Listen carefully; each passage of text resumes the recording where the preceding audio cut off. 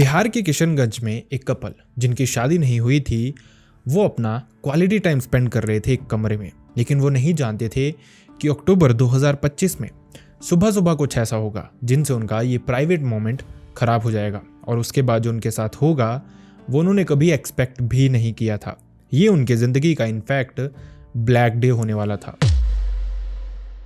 भारती कुमारी नाम की एक लड़की जो कि बेगूसराय की रहने वाली थी, अचानक से 10 अक्टूबर 2025 की सुबह अपने पेरेंट्स को कहती है कि उसे पटना वापस हॉस्टल जाना है। असल में भारती कुमारी जो थी वो गवर्नमेंट एग्जाम्स की तैयारी कर रही थी। इसी के चलते वो पटना में हॉस्टल लेके अपनी फैमिली से दूर रह रही थी। हालांकि इस दौरान वो अपने घर पे आई हुई थी, तो अपनी फैमिली को 10 अक्टूबर को वो कहती है कि उसे वापस पटना जाना है। फैमिली जानती थी कि भारती ज्यादातर पटना में ही रहती है, तो उनके लिए ये एक नॉर्मल सी बात थी।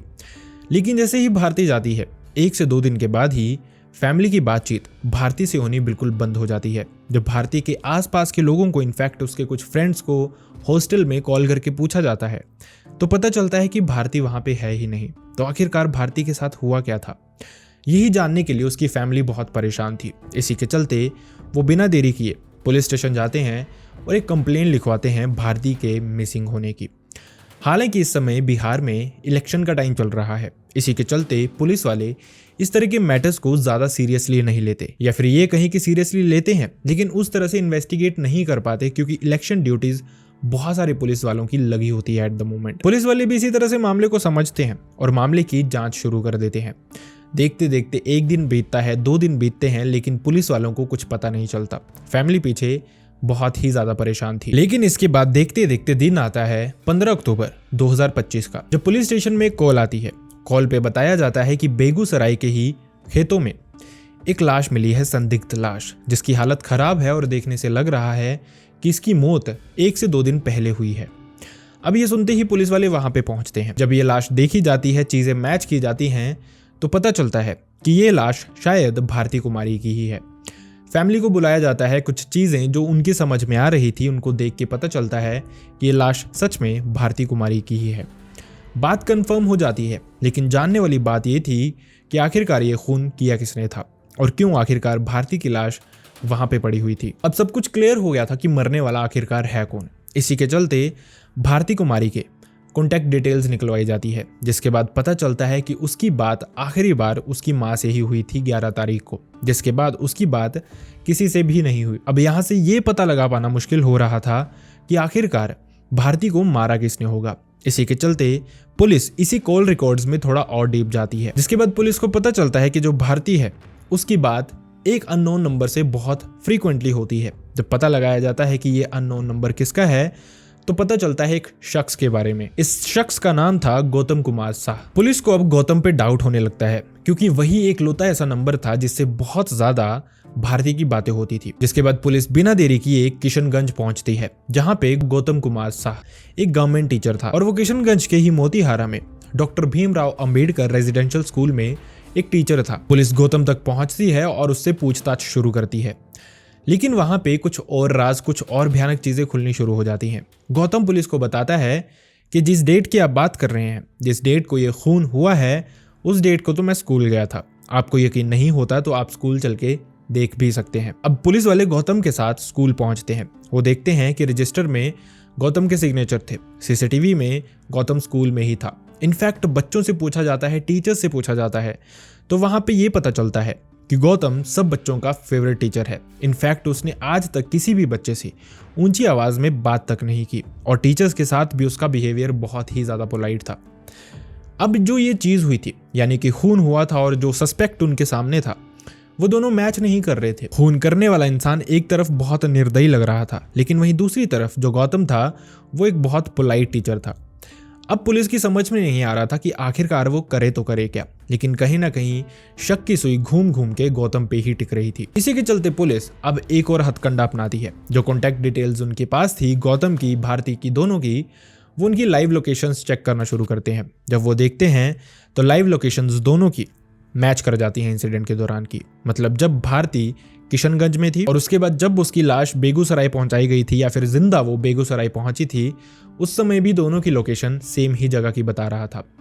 इसी के बाद पुलिस समझ जाती है कि हो ना हो गौतम का इसमें कुछ ना कुछ लेना देना जरूर है और हो सकता है एंटायरली उसी ने ये सब कुछ किया है। इसी के चलते पुलिस बिना देरी किए गौतम को अरेस्ट कर लेती है। अरेस्ट करने के बाद गौतम से पूछताछ शुरू की जाती है। पहले तो गौतम अपनी उन्हीं बातों पे अड़ा हुआ था, वो वही कह रहा था कि मैं झूठ नहीं बोल रहा, आपने सब कुछ चेक भी कर लिया है।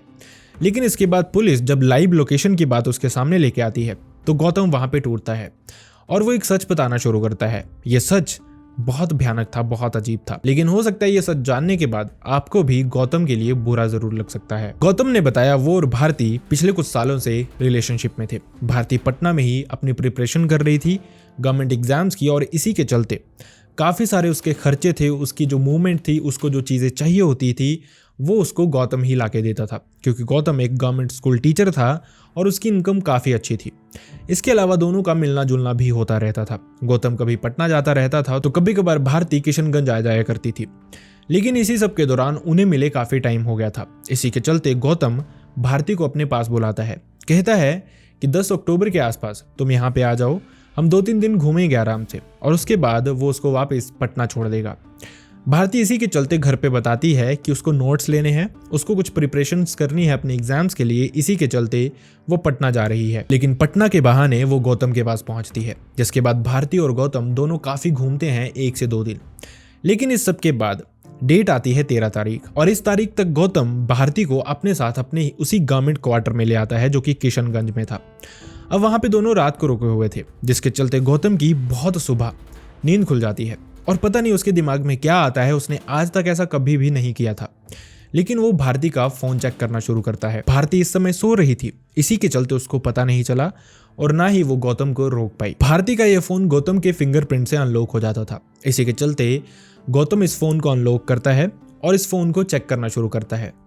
देखते देखते वो एक हिडन फोल्डर तक पहुंचता है और जैसे इस हिडन फोल्डर को खोलता है उसके होश उड़ जाते हैं। वो देखता है कि भारती के उसमें कुछ आपत्तिजनक तस्वीरें थी किसी और लड़के के साथ, मतलब वो उनका प्राइवेट मोमेंट था, वो बिना कपड़ों की तस्वीरें थी जिसमें शायद वो उस लड़के के साथ इंटीमेट हो रही थी। अब ये जो बात थी ये गौतम चाह के भी एक्सेप्ट नहीं कर पा रहा था कि ऐसे कैसे पॉसिबल हो सकता है। इतने सालों से वो रिलेशनशिप में है और आखिरकार भारती उसके साथ ऐसा कैसे कर सकती है। उसका ये गुस्सा भारती को जबरदस्ती उठवा देता है और उठते ही गौतम उससे पूछना शुरू करता है कि आखिरकार ये सारा का सारा मैटर है क्या। भारती शायद कुछ एक्सक्यूजेस देना चाहती थी, लेकिन वो बिना प्रिपरेशन के ही पकड़ी गई थी। इसी के चलते वो नहीं समझ पाती है कि आखिरकार वो करे तो करे क्या। तरह तरह के बहाने लगाती है, लेकिन जब कुछ भी नहीं बन पाता है तो वो इंटीमेसी का सहारा लेती है। उसको लगता है कि वो गौतम के साथ इंटीमेट होगी यहाँ पे फिर से, और गौतम शायद ये बातें भूल जाएगा, जिसके बाद वो फिर से कोई बहाना बना सकती है। वैसा ही होता है। थोड़ी देर के लिए गौतम के दिमाग से ये बात निकल जाती है, दोनों फिर से सो जाते हैं, लेकिन फिर से सुबह होने से पहले ही पूरी तरह से गौतम की फिर से आंख खुलती है और वो उससे फिर से पूछना शुरू करता है कि आखिरकार ये मैटर है क्या। तुझे सच बताना पड़ेगा, तुझे ये सब कुछ एक्सेप्ट करना पड़ेगा, तू चाह के भी कुछ छुपा नहीं सकती। अब भारती समझ गई थी कि उसके पास कोई सोल्यूशन नहीं बचा है, उसको ये सच बताना ही पड़ेगा। इसी के चलते वो गौतम को सब कुछ बताती है। वो कहती है कि जब वो पटना में थी तो गौतम से उसकी ज़्यादा बातचीत हो नहीं पा रही थी, बीच में एक फेज आया था। इसी के चलते उसकी मुलाकात इसी लड़के से होती है जिसकी फोटोज उसके फोन में थी। वो लड़का उसको हर तरह से फेवर कर रहा था, हर तरह से हेल्प कर रहा था, और इसी के चलते उनको पता भी नहीं चला कि कब वो इंटीमेसी फैक्टर तक पहुंच गए। उसके बाद भारती ने और भी बहाने बनाए कि वो लड़का उसको ब्लैकमेल कर रहा था, इसी के चलते उसको उसके साथ इंटीमेट होना पड़ रहा था। लेकिन अगर वो किसी तरह से उसको परेशान कर रहा था जिसकी वजह से उसको जबरदस्ती इंटीमेट होना पड़ा था, तो आखिरकार क्यों वो फोटोज भारती के फोन पे थी। ये किसी तरह का इमोशनल अटैचमेंट ही था जिसकी वजह से उसने ये फोटोज अपने फोन में रखी हुई थी। क्लियरली पता चल रहा था कि भारती से ये सब कुछ फोर्सफुली नहीं करवाया गया है। अब जैसे ही भारती ने ये सब कुछ एक्सेप्ट कर लिया था, गौतम खुद पे कंट्रोल नहीं रख पाता है और वो भारती का गला घोट के उसकी जान ले लेता है। अभी तक सुबह ही थी, स्कूल का टाइम हुआ नहीं था और गौतम अब समझ नहीं पा रहा था कि वो इस लाश को कैसे ठिकाने लगाए। पहले वो सोच रहा था कि किशनगंज में ही वो भारती की लाश को कहीं दफना दे या कहीं आसपास फेंक दे, लेकिन उसको फिर डाउट होना शुरू होता है कि अगर यहाँ पे लाश मिलेगी तो हो सकता है वो फंस सकता है, क्योंकि यहाँ पे सबसे पास वही होगा। और साथ ही वो प्रिपेयर भी होना चाहता था कि कल को अगर पुलिस उसके पास पहुंचती है तो उसके पास कुछ ना कुछ डिफेंस हो। इसी के चलते लाश को वो इसी क्वार्टर में छोड़ता है। वो स्कूल भी अटेंड करता है उससे अगली सुबह, मतलब जब उसने भारती को मारा था उसके बाद वो फ्रेश होके स्कूल भी गया था। स्कूल अटेंड करता है, उसके बाद प्रिंसिपल के पास जाता है, उनको कहता है कि क्या आपके पास कोई बोरी होगी, क्योंकि उसके कुछ पुराने कपड़े हैं जिनको वो घर लेके जाना चाहता है और घर से कुछ सर्दियों के कपड़े अपने साथ लेके आना चाहता है। प्रिंसिपल उसको बोरी देते हैं, जिसके चलते वो यही बोरी लेके अपने कमरे में वापस पहुंचता है। भारती की लाश को इसी बोरी में डालता है, उसको अच्छे से पैक करता है और उसके बाद इसी लाश को बाइक से बांध लेता है रात के समय। हालांकि सोचने वाली बात यह है कि इस समय इलेक्शन का टाइम है, जिसकी वजह से पूरे के पूरे हाईवे पे बहुत सारी नाकाबंदी रहती है, हर इंसान को थरली चेक किया जाता है। लेकिन वहीं दूसरी तरफ गौतम हाईवे से ही बाइक पे एक लाश बोरी में बांध के रात को ही 270 किलोमीटर का ट्रेवल करता है और इसी दौरान वो 4 जिले भी कवर करता है। किशनगंज से पूर्णिया, पूर्णिया से कटिहार, कटिहार से खागड़िया और वहां से बेगूसराय। और बेगूसराय पहुंच के वो इस लाश को खेतों में फेंक के चला जाता है, ये सोचते हुए कि पुलिस उस तक नहीं पहुंच पाएगी। लेकिन पुलिस जब मामले की तफ्तीश शुरू करती है तो सबसे पहले वो गौतम तक ही पहुंचती है। गौतम ने हर एक हथकंडा अपनाया था जिससे वो पकड़ा ना जाए, पुलिस के हाथ ना आ पाए। लेकिन वहीं पुलिस ने होशियारी दिखाई और बिना देरी किए गौतम तक वो पहुंच भी जाते हैं। लेकिन ये इंसिडेंट बिहार का बहुत सारे सवाल खड़े करता है। सवाल कुछ इस तरह के कि गौतम, जो कि हर एक स्टूडेंट का फेवरेट था, हर एक टीचर उसको पसंद करता था, उसका बिहेवियर आखिरकार इस तरह का क्यों हुआ? शायद कहीं ना कहीं देखा जाए तो हर एक इंसान का एक ट्रिगर पॉइंट होता है जो कि उसको भड़का देता है, उसको इस तरह के कदम उठाने पे मजबूर कर देता है। और शायद गौतम का ये ट्रिगर पॉइंट भारती थी। भारती ने जिस तरह की चीजें उसके साथ की थी वो कहीं ना कहीं बहुत अजीब थी।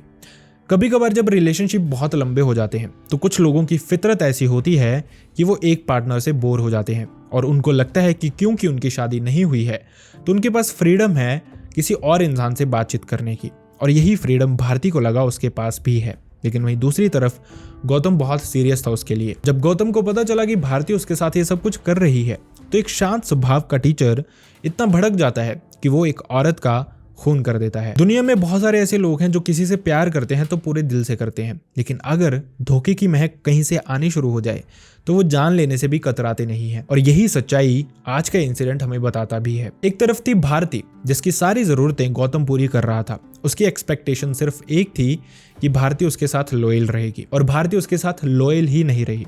इसी के चलते गौतम ने यह स्टेप उठाया। हालांकि गलती भारती की ही बहुत बड़ी थी, लेकिन किसी की जान ले लेना कभी भी किसी चीज का सॉल्यूशन नहीं हो सकता।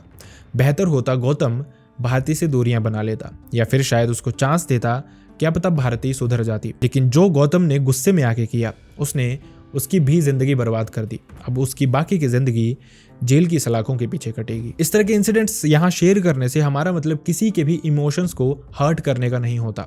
हम चाहते हैं कि ज़्यादा से ज़्यादा लोग अवेयर हों छोटी छोटी चीज़ों को लेके।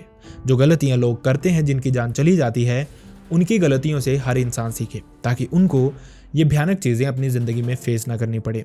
आई रियली होप आप सब अपना ध्यान रख रहे होंगे। वीडियोस अगर पसंद आती हैं तो चैनल को सब्सक्राइब ज़रूर करें, बेल आइकन को ज़रूर प्रेस करें। See you next time in the next video. Bye bye.